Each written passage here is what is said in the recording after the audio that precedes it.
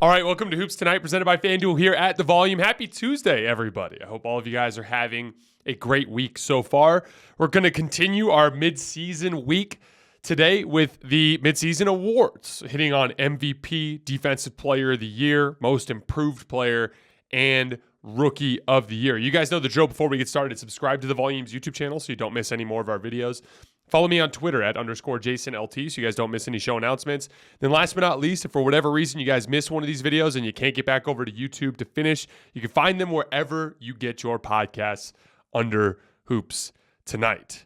And here at the beginning of 2023, we have a ridiculous couple of months of sports coming up. Obviously, we just had the college football national championship beatdown last night, but we're headed into the NFL playoffs. I'm ready to watch Tom Brady eliminate my Dallas Cowboys. And then obviously basketball is heating up, both with college basketball and the NBA. I was just at McHale Center to watch the Arizona Wildcats lose at home for the first time in like 2 years to Washington State. It was fun to get out and go to that game.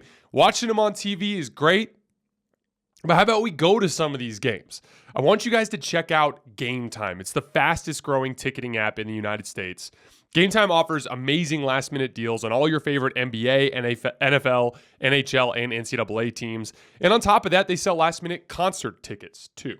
So if you're in Detroit and you want to see the Pistons, Game Time has you covered. If you're in Colorado and you want to go see a show at Red Rocks, Game Time has you covered. Download the Game Time app, create an account, and redeem code HOOPS for $20 off your first purchase. Terms apply. Again, create an account and enter code HOOPS. That's HOOPS for $20 off. Download Game Time today.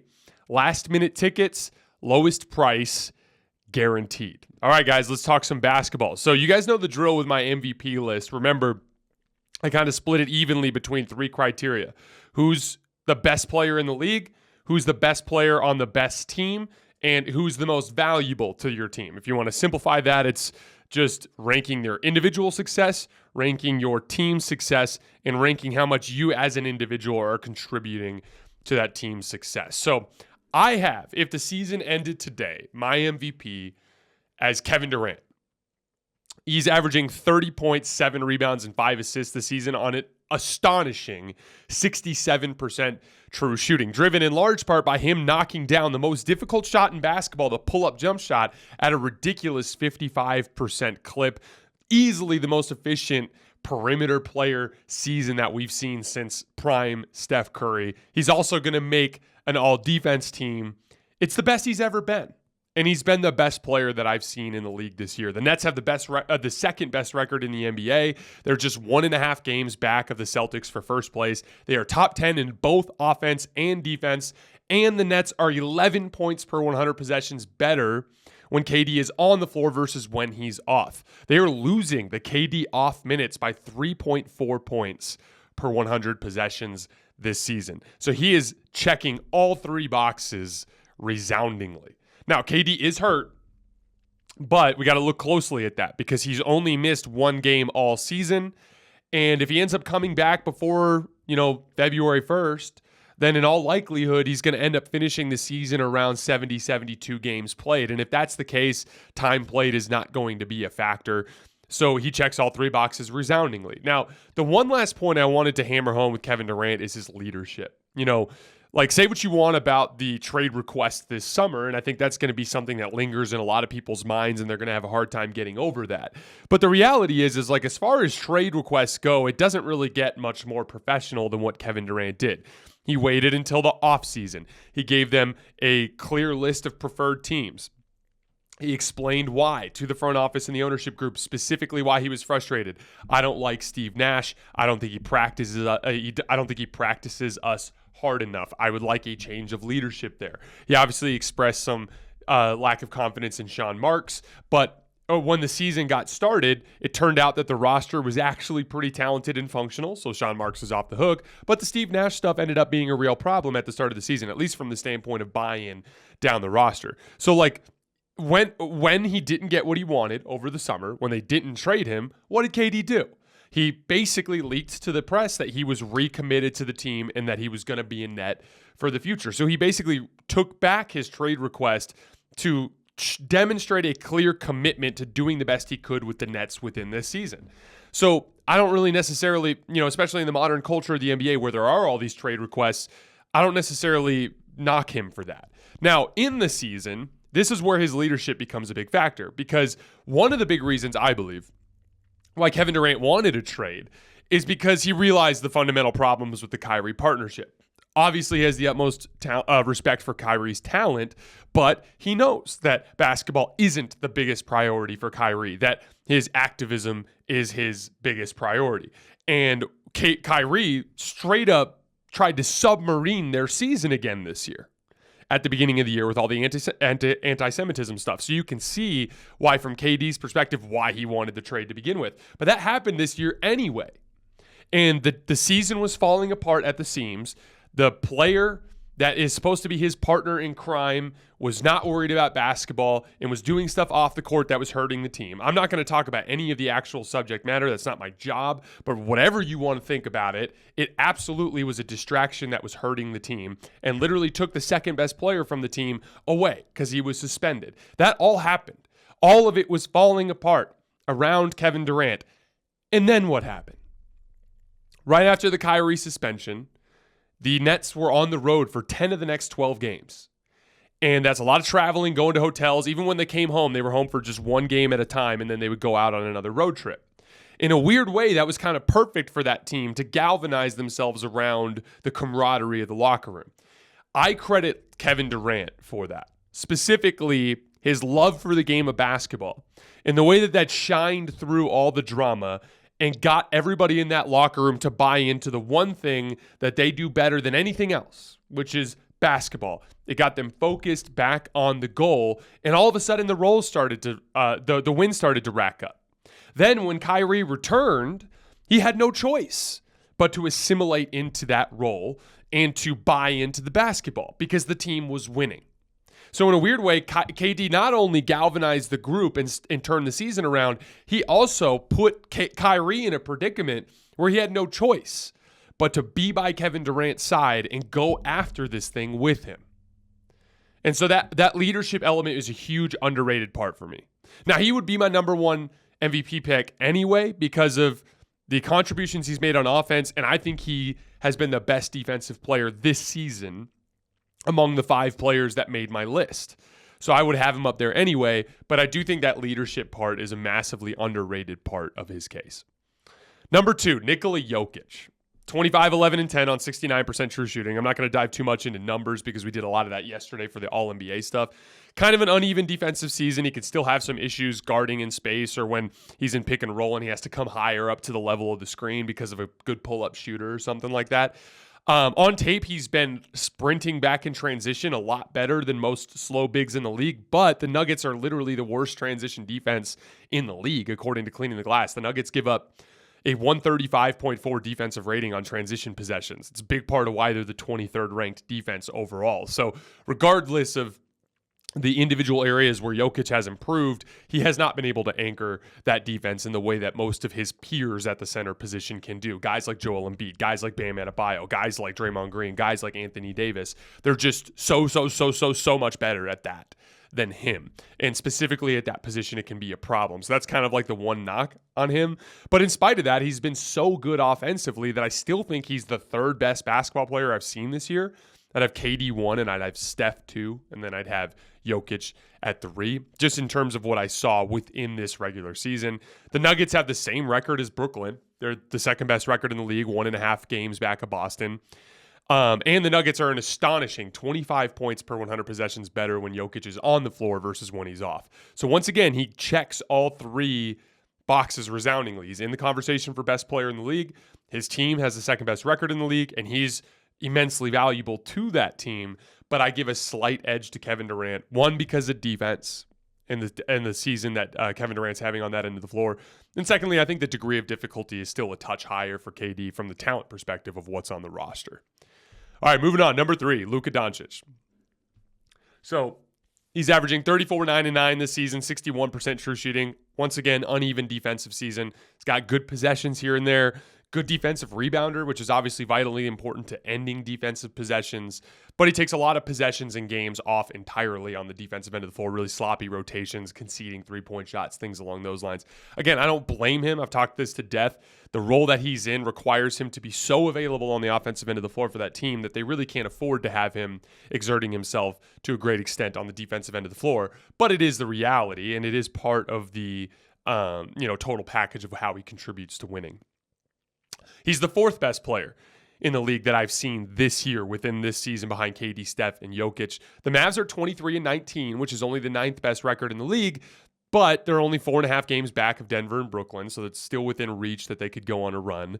And the Mavs are 23-14 when Luka has played because they're 0-4 when he hasn't played. Now, that's good and bad because that's an availability thing. Like, if you have to take rest, that's obviously a downside. Like, a huge part of KD's MVP case is he just hasn't missed any games, which buys him the margin for error to miss 7 or 8 games with a knee injury, right?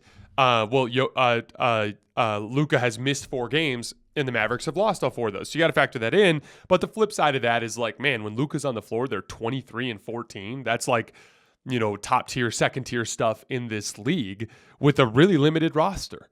And the Mavericks are 12 points per 100 possessions better when he's on the floor versus when he's off. The Mavericks outscore teams by about 6 points per 100 when he's on, and they get outscored by about 6 points when he's off. Translation, they're a bad team when he's off the floor, and they're a good team when he's on the floor. So a lot of classic MVP markers. And Luka is actually the Vegas favorite right now. I just personally value team success more than most voters do. So for me, I have him behind Jokic and KD. But I mean, half of these guys, like literally every single one of the top 5 guys on my list would have won the MVP in 2017 over Russell Westbrook. They're all having better MVP campaigns than 2017 Russ. It's just the reality of how deep the league is with talent right now, and the fact that we just have a bunch of guys that are playing at an MVP level. I still, even though I have him at third, I do think Luka has a real chance. Like, if he's winning at a 23-14 clip when he's on the floor and he can stay available the rest of the season, chances are the Mavericks will move further and further up the standings. They have a trade to make at the deadline. They have Christian Wood available. There are teams out there looking for size.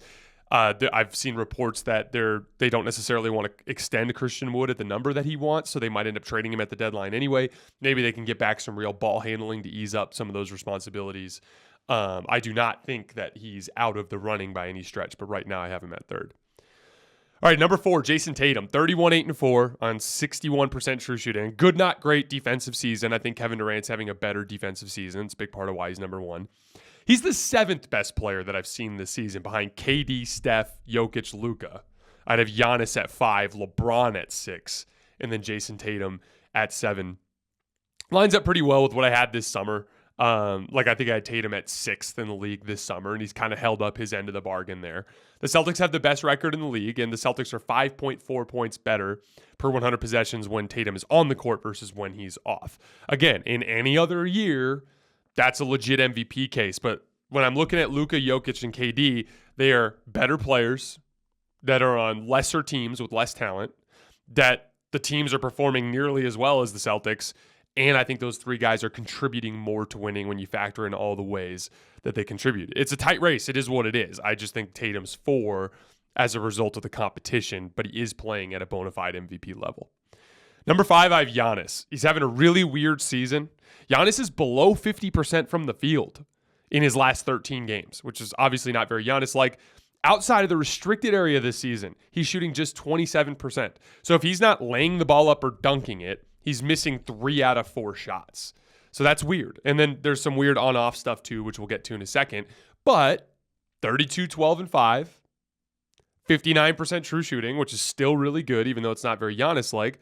Still an outstanding defensive player. Like I said, he's the 5th best player I've seen this year behind KD, Steph, Jokic, and Luka. And the Bucks are just 2.5 games back of first place, despite losing Drew Holiday and Chris Middleton for a good portion of this season. The on-off numbers are weird. They are just 3.6 points positive per 100 possessions when he's on the floor, but they are minus 1.3 when he's off. That's only a 4.9 point swing, which is the worst out of any player on this list. And when he's on the floor, they're not beating teams resoundingly by any stretch, but the production's there, the numbers are there, the defense is there, And regardless of what we say about the on-off numbers, the wins are there. They're 2.5 games back of first place in the league, despite having some bad injury luck. It's just some really funky numbers there that I find very interesting that I'm going to point out to you guys. The guys ahead of him on this list have the production and have the wins, but they also have those value metrics and things along those lines. So I have him at 5. But if you guys remember before the season, I picked Giannis to win MVP, and I'm still keeping him as my pick as of right now. I think he's got a great second half run in him. I think eventually the Bucks will get healthy. I don't know if you guys watched that game against the Knicks last night, but what have I been preaching all season long about the Bucks? Having a perimeter player that can play make and can knock down shots, like spot up shooting. Joe Ingles was masterful in that second half against the Knicks. They were spamming a dribble handoff with him and Giannis, and because of just a basic ability that Ingles has to make reads out of those dribble handoffs, because he's a smart player, they were able to get a lot of really good stuff out of it. So with him kind of finding a role there, with Chris Middleton coming back, Drew Holiday hopefully staying healthy for a longer stretch, they should go on a run. You know Giannis is going to play hard every night. Obviously, he's not playing very well, which is going to motivate him to play better. I still think he ends up getting the award by the end of the season. So, quick summation. That's KD 1, Jokic 2, Luka 3, Tatum 4, and Giannis 5. All right, Defensive Player of the Year. So, this is one of the most frustrating ones to kind of talk about because the way that people measure Defensive Player of the Year, I think, is flawed in a lot of ways. Most voters really simplify it down to defensive rating, like how the team does on the scoreboard defensively, and then advanced metrics, like these catch-all metrics for the defensive end of the floor. Now, to be clear, you guys know how I feel about catch-all advanced metrics. I throw them out the window entirely. I'm completely uninterested in them. And the main reason why is because the game of basketball, I believe, is way too convoluted and, beautiful and complex to simplify all of the different motions from 10 different players into one number. It's like blasphemous to me. I'll give you an example. Like ESPN's real plus minus for ESPN's defensive real plus minus has Marcus Morris as a top 10 defender in the NBA. Now, some of the names up there make some sense, which is what those metrics guys are always pointing out. Like, oh, it looks, vaguely familiar to what we see with our eyes. But at the end of the day, if your metric is telling me that Marcus Morris is a top 10 defender in the NBA, then your metric is wrong and it's flawed. And so I throw those entirely out of the window. I just do put in the work, guys. Look at individual. I trust metrics on a possession by possession basis. Like if it's like this guy is running 100 pick and rolls that are leading to 105 points, that's the scoreboard. I can direct. Now there's some factors in there, like how's the spot up shooting? What kind of defenses are they playing? There's some factors there, but at least I'm getting a more refined picture of the scoreboard within a specific action. I can learn something from that, right?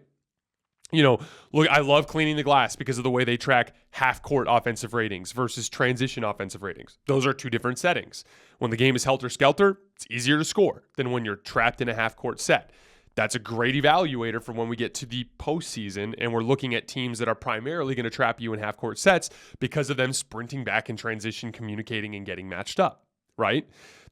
I prefer metrics on a more focused level. I just discount entirely any sort of catch-all metric. So I don't care about your defensive metrics as it pertains to Defensive Player of the Year.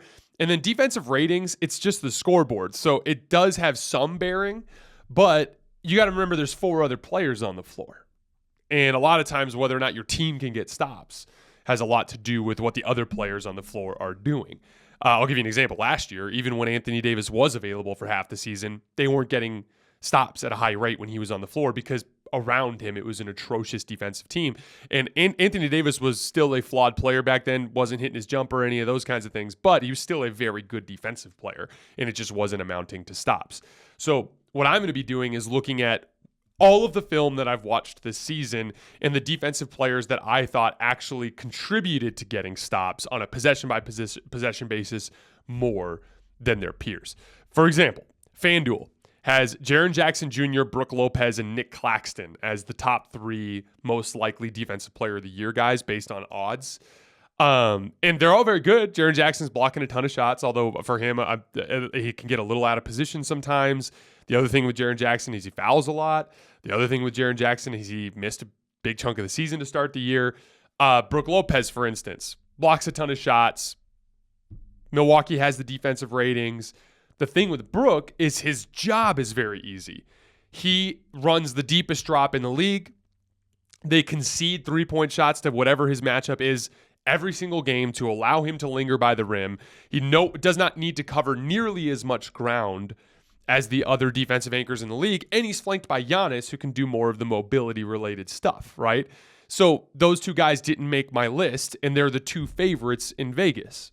So again, this is just the way that I view it, and what I like to do is at least explain to you guys what my reasoning is before I make these picks.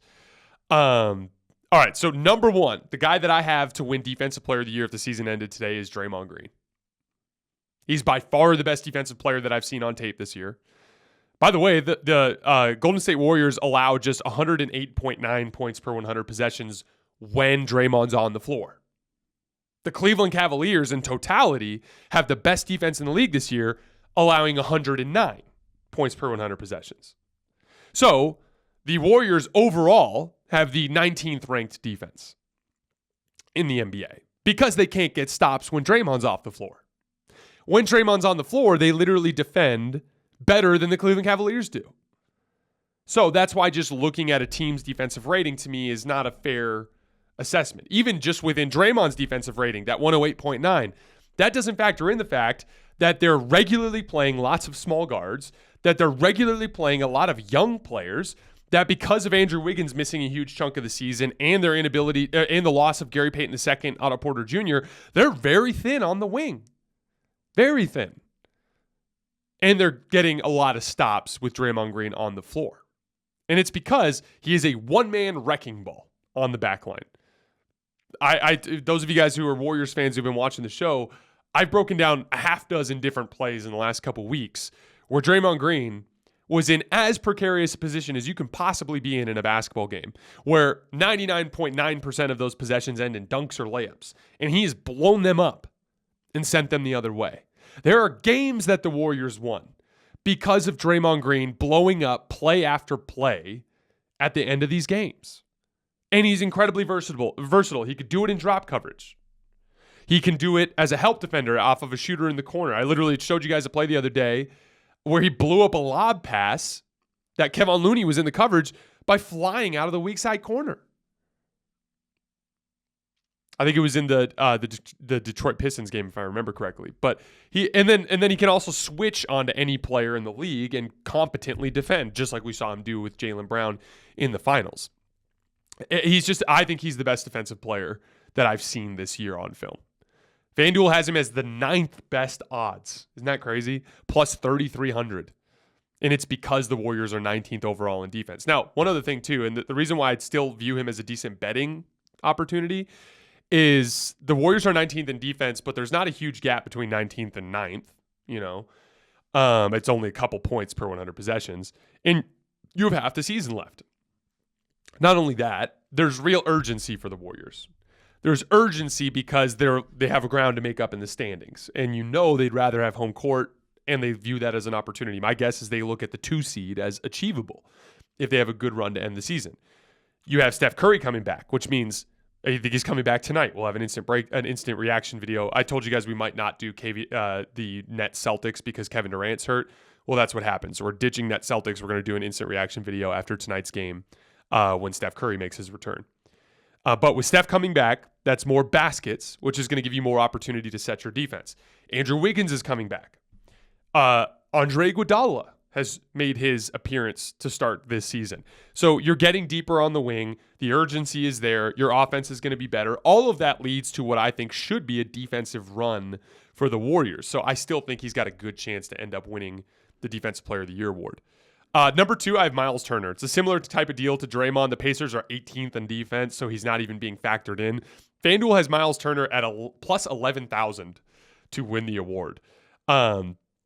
But this is where I want to look at personnel, because if you look at defensive ratings, even when Myles Turner's on the floor, it's a little underwhelming.